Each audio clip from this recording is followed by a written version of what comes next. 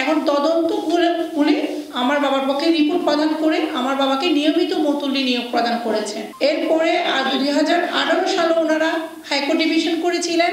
High court ডিভিশনও আমার বাবাকে নিয়মিত মতুল্লি নিয়োগ রেখেছেন।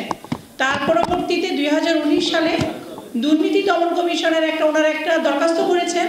তাও আপার প্রশাসকের তদন্তক্রমে দুর্নীতি দমন কমিশনের তদন্তক্রমে আমার বাবার পক্ষে কোনো রিপোর্ট প্রদান করতে পারে নাই বিধায় সুপ্রিম কোর্ট অদ্যাবধি আমার বাবাকে নিয়মিত মতুল্লি হিসেবে নিয়োগ প্রদান করেছেন।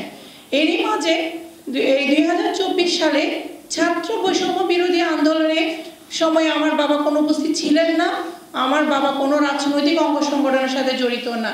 একজন 75 বছর বয়স্ক লোক ছাত্র বৈষম্য বিরোধী আন্দোলনে কিভাবে মূল হতা হইতে পারে? আমি প্রশাসনের কাছে একটা প্রশ্ন জানতে চাই। এই যে পার্শ্ব লিখিত ব্যক্তিগণ বিভিন্নভাবে আজকের দৈনিক বাংলা পত্রিকার মাধ্যমে আমার বাবার নামে মানববন্ধন করছে যে আমার বাবা ছাত্র বৈষম্য বিরোধী আন্দোলনে একজন মূল হোতা হিসেবে উনি অনেক ছাত্রছাত্রীকে হত্যা করেছেন। এটার বিরুদ্ধে আমি তীব্র প্রতিবাদ জানাচ্ছি। কারণ আমার বাবা, আপনারা স্থানীয়ভাবে তদন্ত করে দেখতে পারবেন, আমার বাবা খুব একজন ন্যায়নিষ্ঠ ব্যক্তি, যার বিরুদ্ধে কোনো প্রতিবেদন কেউ কখনো দাখিল করতে পারে না। এখন আমরা এই মানসিকভাবে এমনভাবে দিনাতিপাত করছি, আমরা কেউ পরিবারে কেউ এখন নিরাপত্তা নেয়। আমাদেরকে প্রতি রাতে 5 থানা থেকে পুলিশ প্রতি রাতে আমাদের বাসায় যায়, আমাদেরকে বিভিন্ন ধরনের হেনস্থা করে। আমি এর মাঝে 17/9/2025 তারিখে বিভিন্ন রাজনৈতিক দলের এবং জামাতের আমির এবং স্থানীয় এনসিপির সদস্যরা মাধ্যমে ওনারা একটা দরখাস্ত প্রেরণ করেছেন। আমি ব্যক্তিগতভাবে ওনাদের সাথে যোগাযোগ করেছি।